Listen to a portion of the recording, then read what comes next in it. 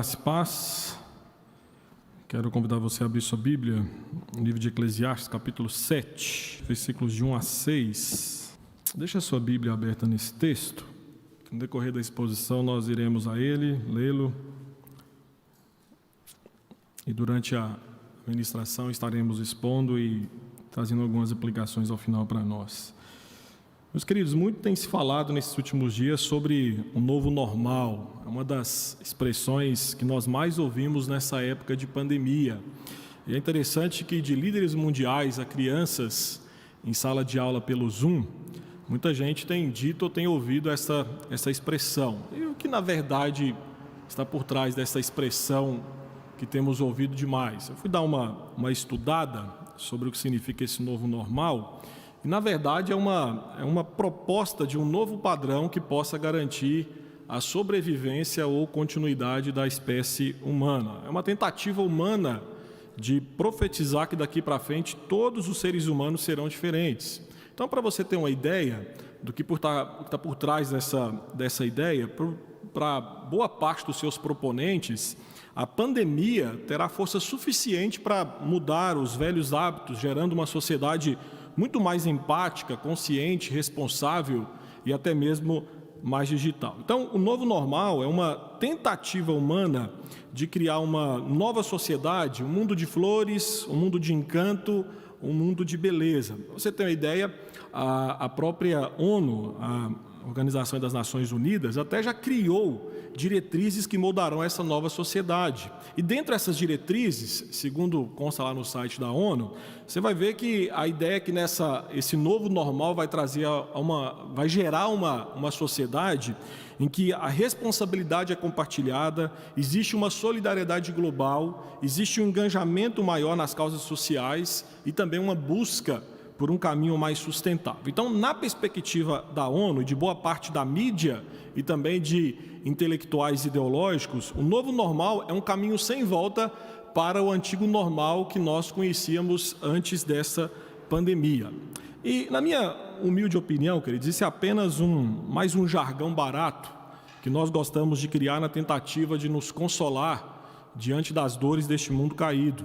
Eu creio que se a vacina da Covid-19 for encontrada, sua propagação for controlada, esse novo normal que está sendo defendido, logo precisará de outro normal. Isso porque qualquer sociedade que busca algo novo, algo transformador, algo redentor, sem a pessoa de Cristo, busca algo puramente utópico, sem falar idólatra. A bem da verdade é que nós criamos conceitos como o novo normal, porque nós pensamos, queridos, que o mundo feliz é composto por pessoas que possuem as melhores coisas da vida e que nunca sofrem.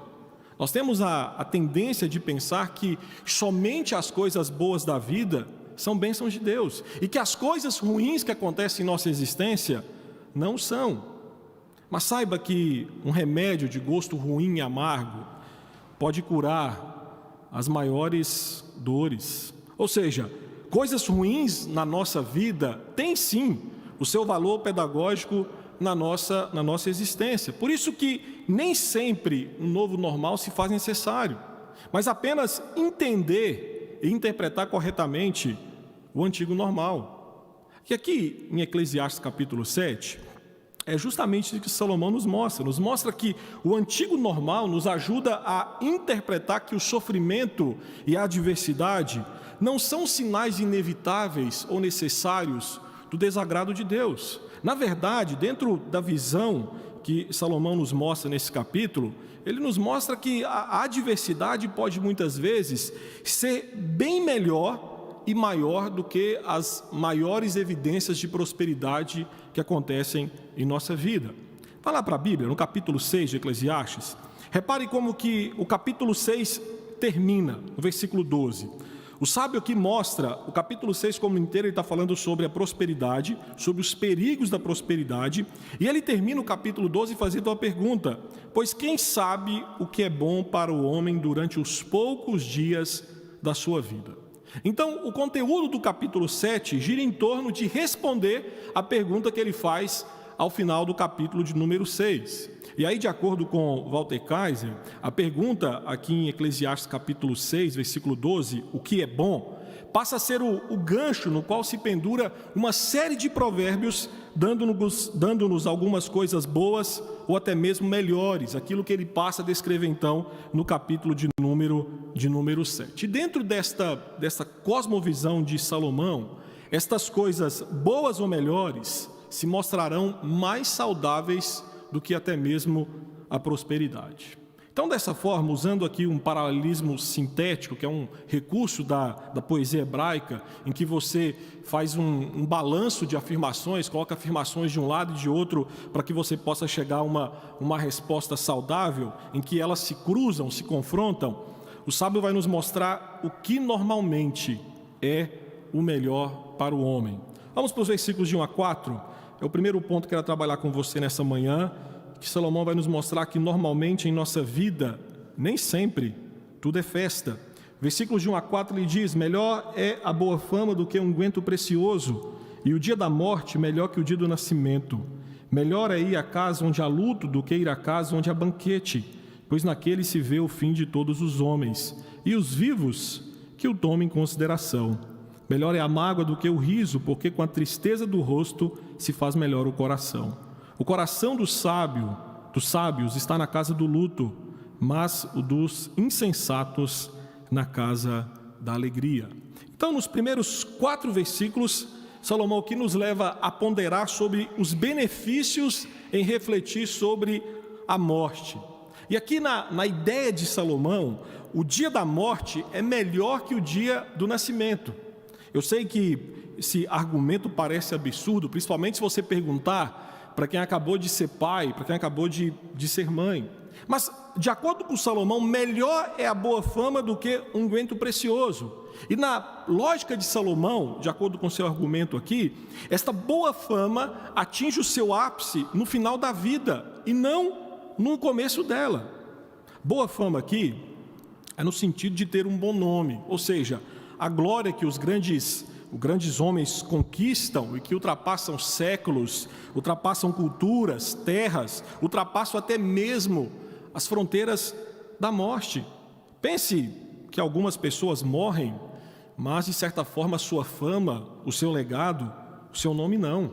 Existem pessoas que já morreram tem séculos, mas a sua influência vai além do próprio tempo da sua existência.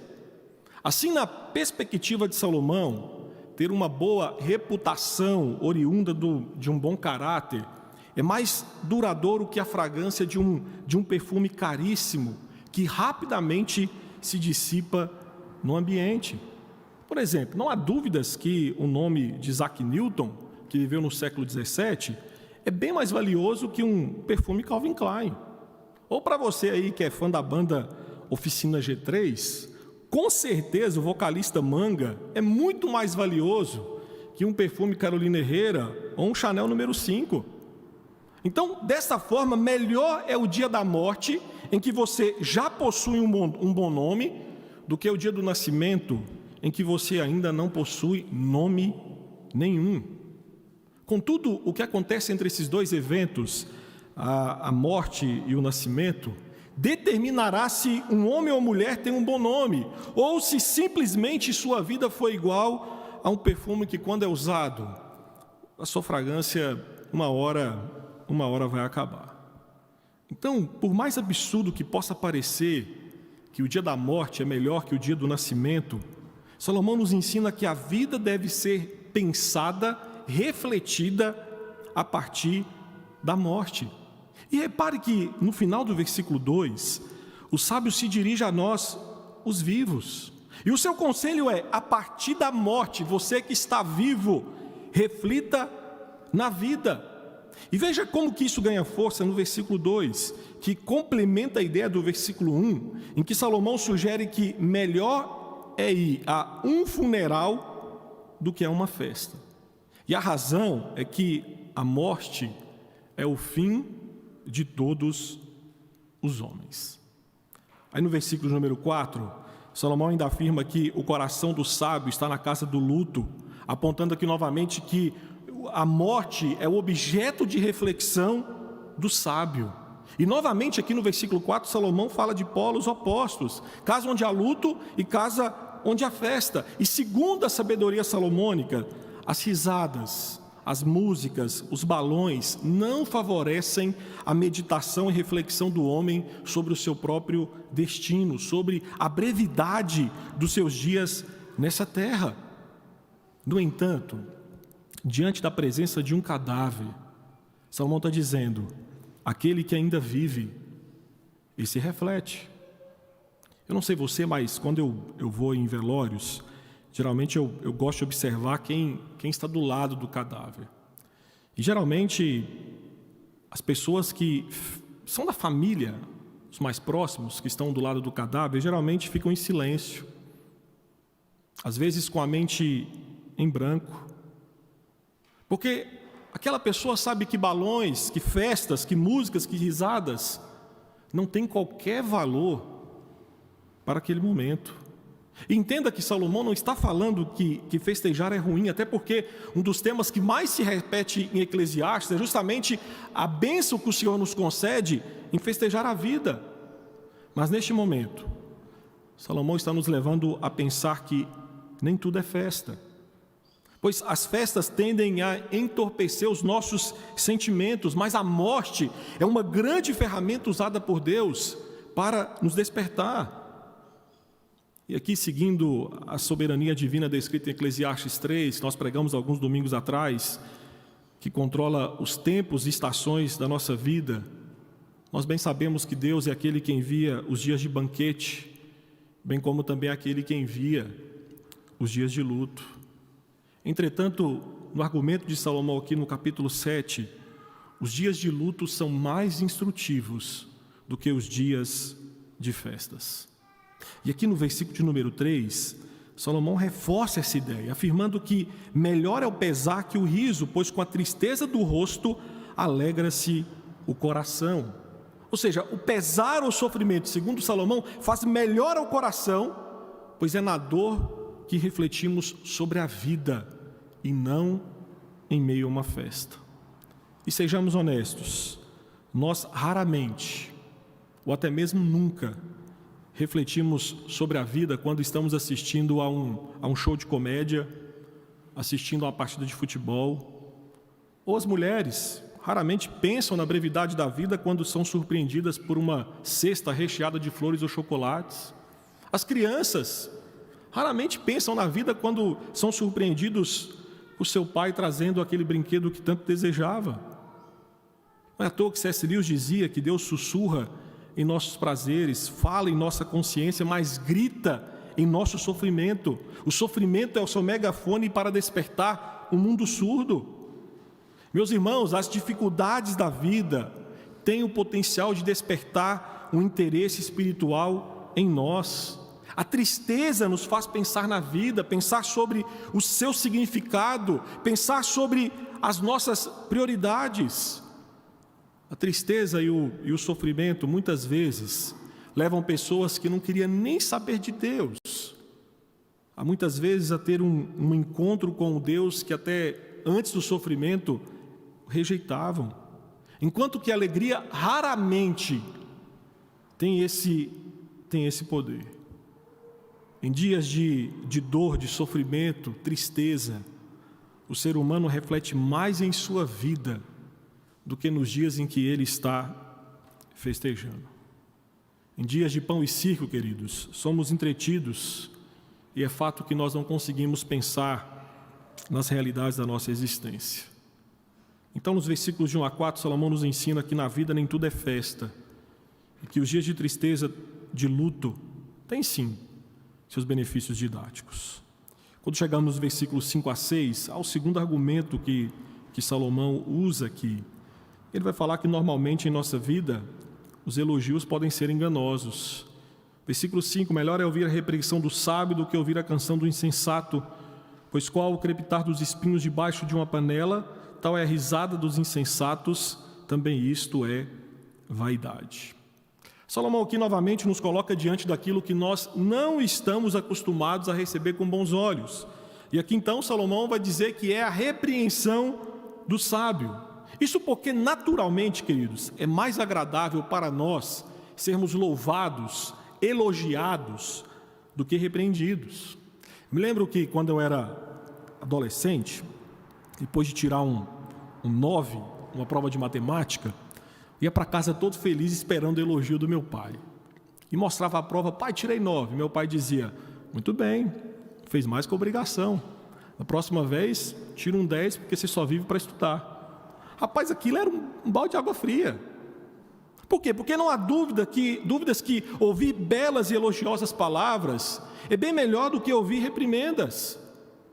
Porém, Salomão nos ensina que nem sempre o mais agradável é o melhor e nem o desagradável o pior. Por isso que ele afirma no versículo 5 que é melhor escutar a repreensão do sábio do que a canção dos tolos. E neste contexto aqui, canção dos insensatos aponta para a ideia de adulação, de bajulação, de puxa-saquismo.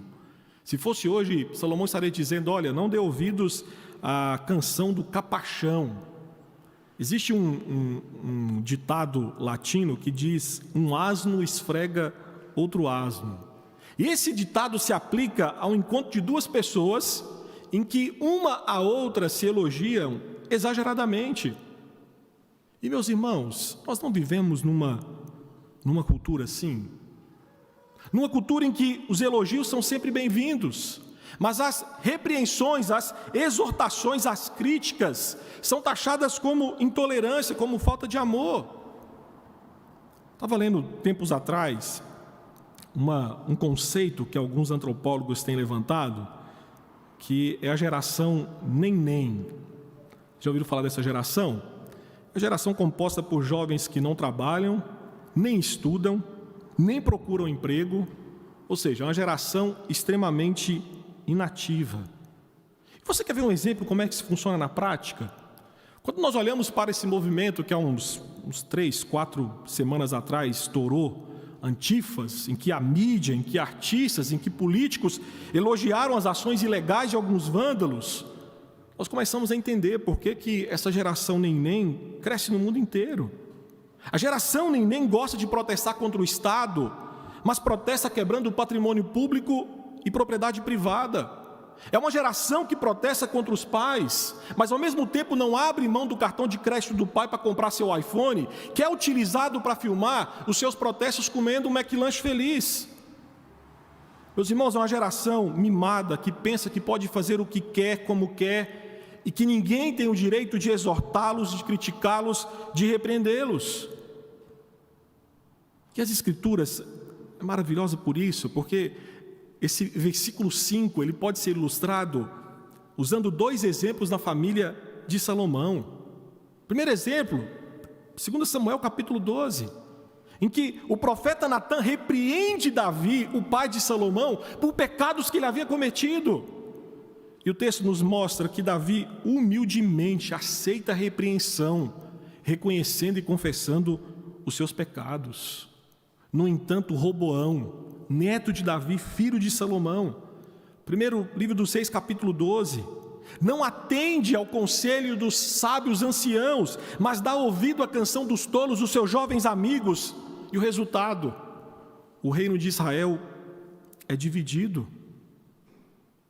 Dessa forma, no versículo 6, o sábio então compara os elogios dos tolos com os espinhos queimando numa fogueira.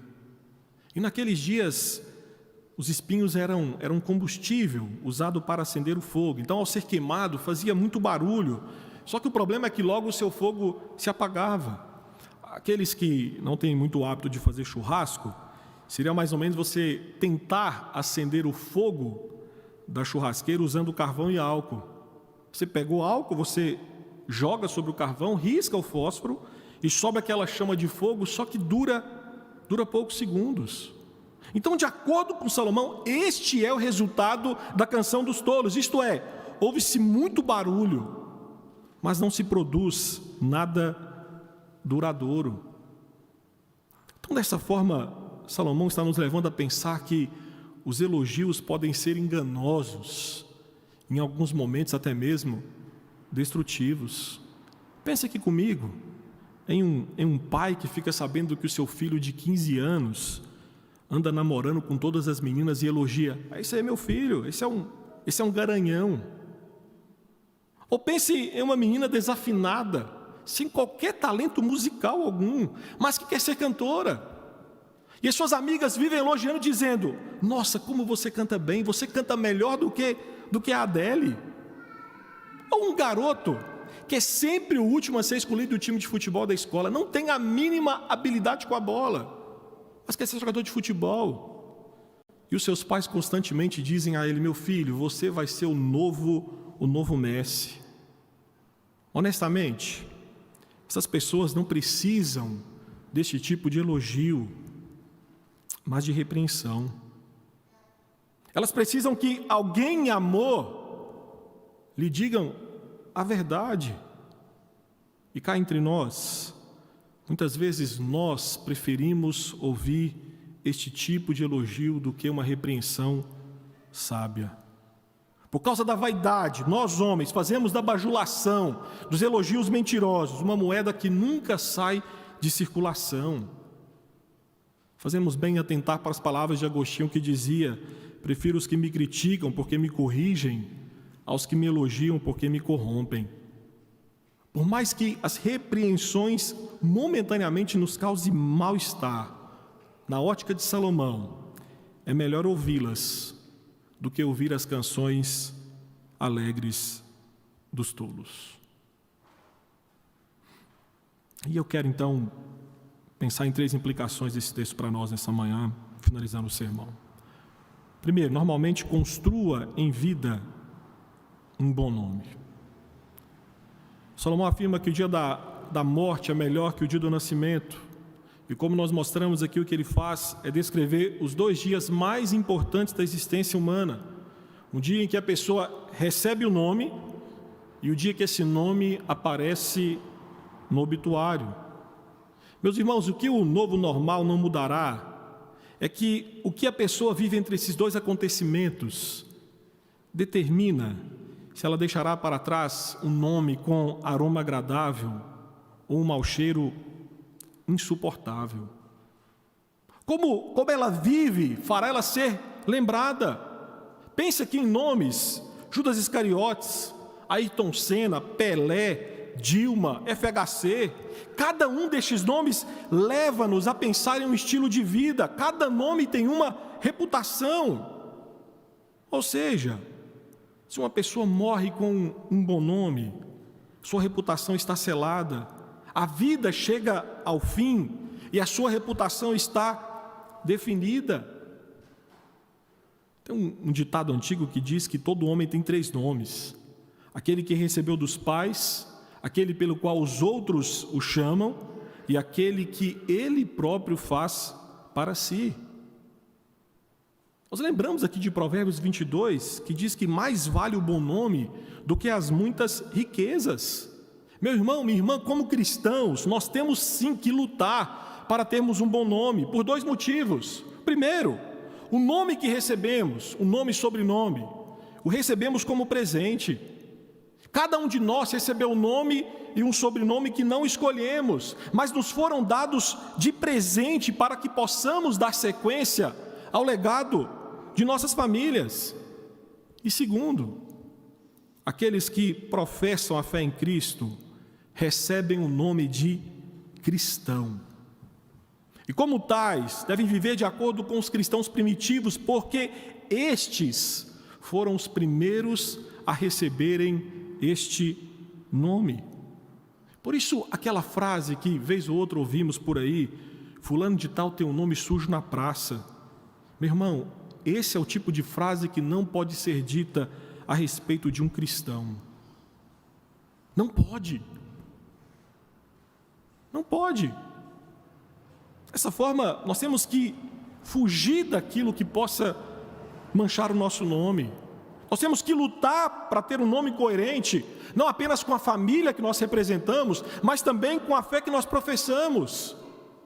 Provérbios capítulo 10, Provérbios 10, 7 ensina que a memória do justo é abençoada, mas o nome dos perversos cai em podridão. Como Como você será lembrado após morrer? Como um péssimo marido, a péssima mãe, um filho rebelde, um funcionário medíocre, um turrão, um brigão? Ou não, ou como um bom marido, um bom filho, uma boa mãe, um excelente funcionário, uma pessoa amável? Mas é fato que nenhum nome humano será maior que o nome de Jesus Cristo. Como diz Filipenses capítulo 2, que Deus o elevou ao lugar de mais alta honra e lhe deu o nome que está acima de todos os nomes, para que ao nome de Jesus Cristo todo joelho se dobre nos céus, na terra e debaixo da terra. O nome de Jesus é incomparável, porque somente este nome tem poder para salvar o homem dos seus pecados. Você pode pronunciar o nome de Buda, de Maomé, de Gandhi, Nossa Senhora da Aparecida, o que quer que seja, mas o único nome que realmente salva é o nome de Jesus Cristo. Romanos 10, 9 afirma: se com tua boca confessares Jesus Cristo como Senhor e com teu coração creres que Deus ressuscitou dentre os mortos, serás salvo. Nós cantamos nessa manhã o hino 164, santo nome incomparável tem Jesus amado teu, Rei dos reis, Senhor eterno, Deus na terra, Deus nos céus. Nome bom. Além disso, há uma segunda implicação desse texto. Normalmente procure cercar-se de pessoas que melhorem sua vida. O sábio nos ensinou que melhor é ouvir a repreensão do sábio do que a bajulação dos tolos. E em dia de politicamente correto, de pessoas melindrosas, meu irmão, falar em repreensão, falar em exortação, é o mesmo que declarar uma terceira guerra mundial. Hoje é proibido repreender e exortar as pessoas em seus erros, mas é permitido e até elogiado incentivar as pessoas em atitudes insanas e pecaminosas. Vamos trazer para um contexto de igreja. Tente, seguindo Mateus 18, versículos 15 a 20, chamar um irmão em pecado ao arrependimento. É provável que você vai ser chamado de moralista, de puritano, de juiz, de santarrão. Muitos cristãos têm a falsa noção de que ser omisso nos erros, nos defeitos, nos pecados de outros irmãos da fé é o melhor para o corpo de Cristo. Mas eu tenho que te falar que, na verdade, não é. A nossa omissão diante das falhas e pecados dos nossos irmãos, em não querer repreendê-los e exortá-los segundo as Escrituras, em nada ajuda os nossos irmãos faltosos a reconhecerem os seus erros e mudarem de vida. Alguns cristãos defendem que se deve falar a verdade, mas de uma forma que não vai magoar ou chatear o irmão em seus erros. Meu irmão, minha irmã, entenda que a verdade, na imensa maioria das vezes, não provoca contentamento em quem ouve e está no erro, mas muitas vezes provocará desconforto, incômodo, dor, angústia, revolta, até mesmo ódio. Agostinho, em Confissões, fez a seguinte pergunta sobre esse assunto: por que a verdade evoca ódio? Por que o teu servo é tratado como inimigo por aqueles a quem ele prega a verdade? E sua resposta foi: simplesmente porque a verdade é amada de tal forma que aqueles que amam alguma outra coisa desejam que isso seja verdade. E precisamente porque eles não querem ser enganados, relutam em ser convencidos de que eles, na verdade, não estão sendo enganados. Assim, eles odeiam a verdade por amor daquela própria coisa que amam, porque eles a tomam como verdade. Eles amam a verdade quando ela os ilumina, mas a odeiam quando ela os acusa. Exemplo bíblico que nos ajuda nisso é Estevão. Estevão, quando prega a verdade, os homens religiosos que estavam à sua volta não ficaram felizes, mas foram tomados pelo ódio, a ponto de matá-lo. Entenda que eu não estou falando que nós temos que repreender um irmão faltoso dizendo-lhe a verdade de forma grosseira, de forma rude. Não é isso. Até porque, como dizia Spurgeon, a repreensão não deve ser um balde de água fria para congelar o irmão, nem uma água fervente para queimá-lo. Isto é, a repreensão com base nos sólidos conselhos da palavra de Deus tem o poder de mudar a pessoa que está errada. Assim sendo, Salomão bate em nosso peito dizendo: fuja dos bajuladores, fuja do politicamente correto, cerque-se de pessoas que preferem falar a verdade e perder a sua amizade, do que manter a amizade e deixar você vivendo na mentira. Procure cercar-se de pessoas que irão acrescentar em sua vida com palavras sábias e verdadeiras. Cerque-se de amigos que através dos conselhos o levam para mais próximo de Cristo. Cerque-se de amigos que lhe ajudam a aprofundar nas verdades do Evangelho. Mas ao mesmo tempo, seja você também corajoso para falar a verdade em detrimento da bajulação. Tenhamos coragem para, diante dos erros dos outros, falar aquilo que a palavra do Senhor diz que é o certo. E digo mais para você: não tenha medo de perder amizades ou a reputação por amor à verdade. Eu gosto muito de uma frase de Tozer, que Tozer dizia que entre a verdade e a felicidade, eu fico com a verdade, porque eu terei a eternidade para ser feliz. E uma última implicação desse texto, e terminamos essa manhã. Normalmente, aprenda a viver na presença da morte. Eu creio que o novo normal quer nos fazer fugir é dessa realidade. Mais do que isso, o que levou muitas pessoas a defenderem essa ideia é porque a morte tem batido na porta de muita gente. Salomão aqui aconselha nós, os vivos, a pensar sobre o destino de todos os homens, a morte. E eu sei que esta é uma afirmação mórbida, estranha, eu sei que é, até porque poucos de nós gostamos de falar, ou até mesmo pensar na morte. Veja que ninguém gosta de velório. Na verdade, queridos, nós tentamos fugir ao máximo deles, porque eles nos trazem dor, nos trazem sofrimento, nos trazem lágrimas. Mas a morte, mesmo a morte nos incomodando, Salomão nos ensina a utilizá-la de forma proveitosa. Conta-se a história que os romanos faziam isso quando um general vitorioso voltava de uma batalha e entrava na cidade de Roma. O imperador então colocava um servo ao lado dele durante todo o cortejo.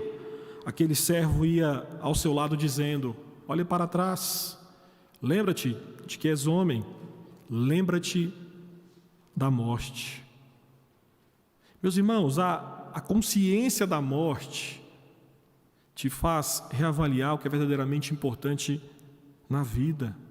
E por mais sombrio que isso possa parecer, novos horizontes se alargam quando nós pensamos na morte. Entendemos e reavaliamos as nossas prioridades. Enxergamos quem somos. Enxergamos quão frágeis são os nossos dias de vida.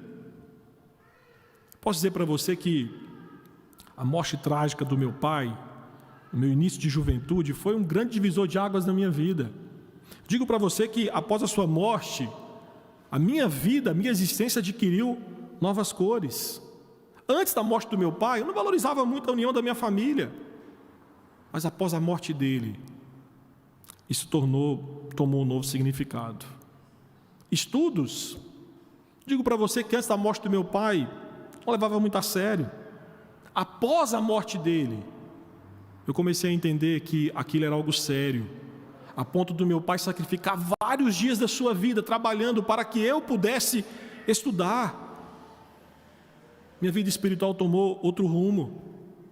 Alguém que não queria saber de igreja entendeu que quantas vezes o meu pai me levou até a porta da igreja dizendo: este é o lugar mais importante ao qual estou te levando.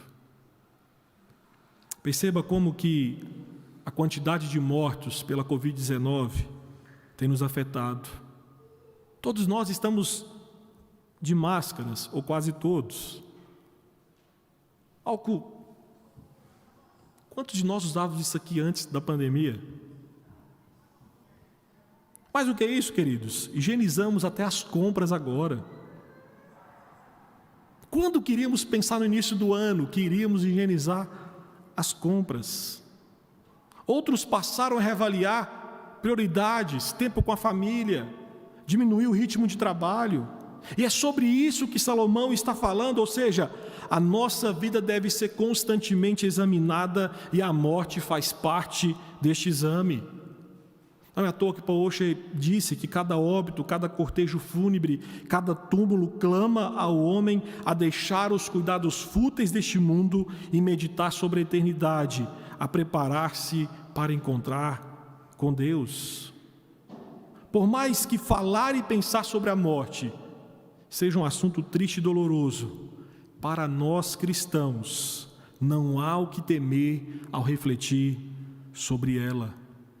Isso porque ao refletir sobre a morte, Jesus Cristo nos traz uma resposta não de tristeza, mas uma resposta de alegria. Eu gosto muito do cantor americano Johnny Cash, e uma de suas últimas canções antes de morrer em 2003 foi a canção 1 Coríntios 15, 55. Nós lemos esse texto nessa noite. E perto da sua morte, olha o que esse homem cantou: ó, navegue meu barco sobre as ondas do teu mar, me deixe encontrar um porto seguro de agora em diante. Não deixe o sombrio entrar no teu santuário até que chegue a hora de voltar para a tua casa.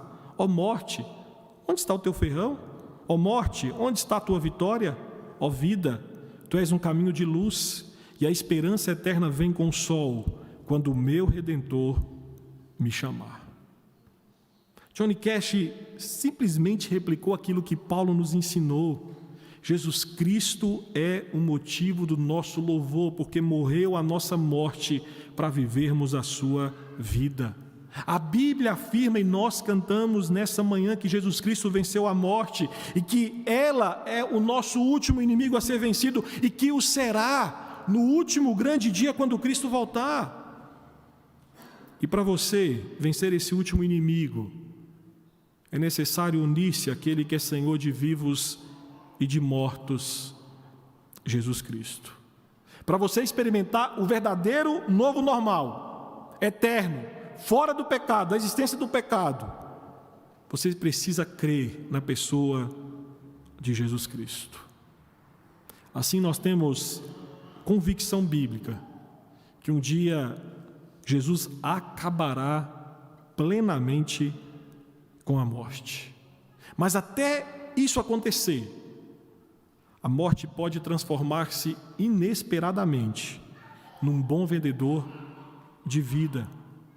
Dessa forma, nós precisamos entrar na casa onde há luto, para então sabermos que à frente haverá um banquete servido pelo próprio Deus. Adiante de nós, no verdadeiro novo normal que nós esperamos em Cristo, em um mundo sem pecado, seremos recebidos pelo homem incomparável, que carrega em suas mãos e pés as marcas da cruz, por ter nos comprado com o seu sangue. Nele temos refúgio agora em vida, como também em morte, pois nele e com ele seremos recebidos para sempre na eternidade.